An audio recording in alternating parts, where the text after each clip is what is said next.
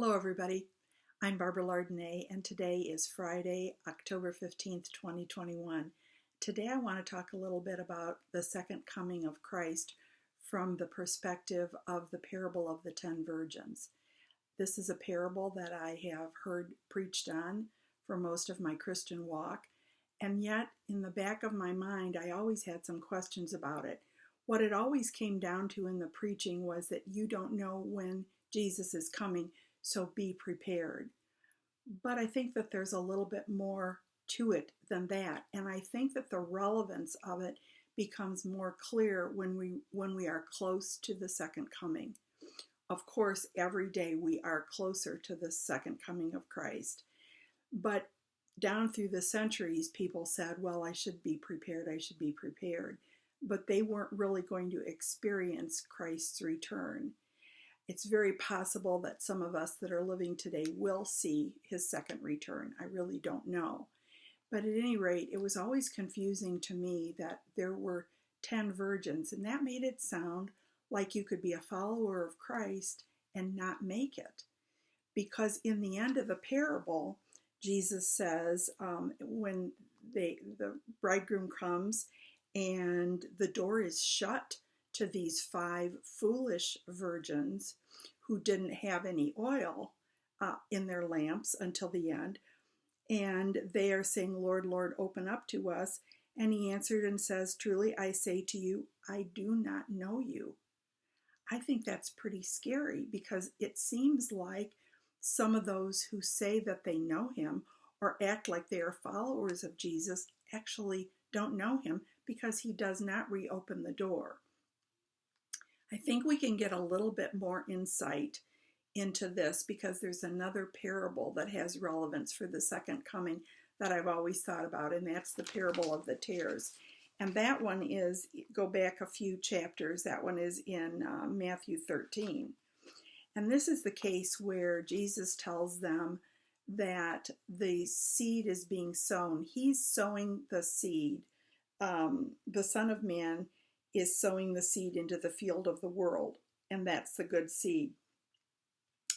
And the seed are the sons of the kingdom, but the tares are the son of the evil one. I never really understood before that what a tare was. And recently I looked that up and I actually saw pictures of it. The tares, when they are growing up, they grow up exactly like the wheat. They look exactly the same. You can't tell them apart until it comes to the place where there's going to be harvest. What happens in the end, and it's kind of interesting if you go look up a picture of them to see what the tares look like as opposed to the wheat. But what happens in the end is that the wheat is flexible, it can bend, and the tare stays brittle and straight. And there is a little bit of a difference in the way that the tops look once you see that.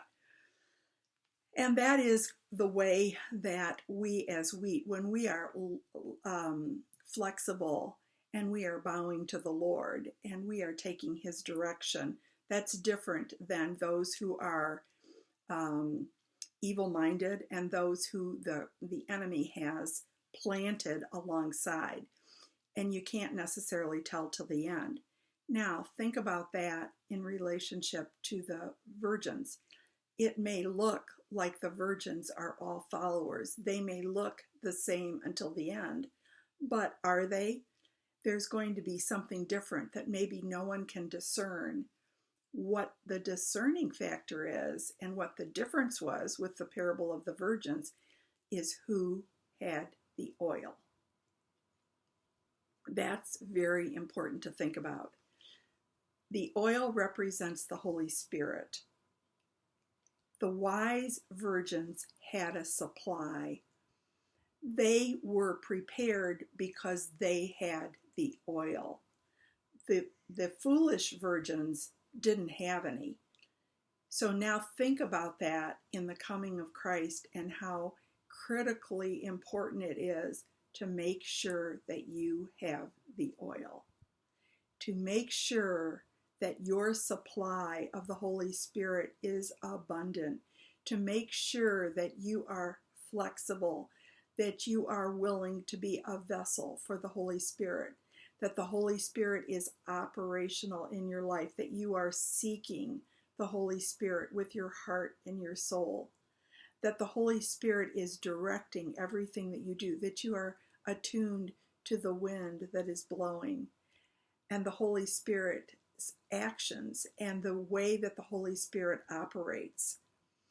Make sure that you have the oil, because if you don't, when the end comes, you would be running around begging and saying, hey, I was a follower. I was okay. And it won't have been true. The tares may be those who never believed. The virgins probably had a mental assent to who Christ was, but they never had the oil. So think about that. I have been pondering within myself my own supply of oil and coming before the Lord and saying, I want more oil. I want to have an overabundance. And I hope you do too. Thanks for listening.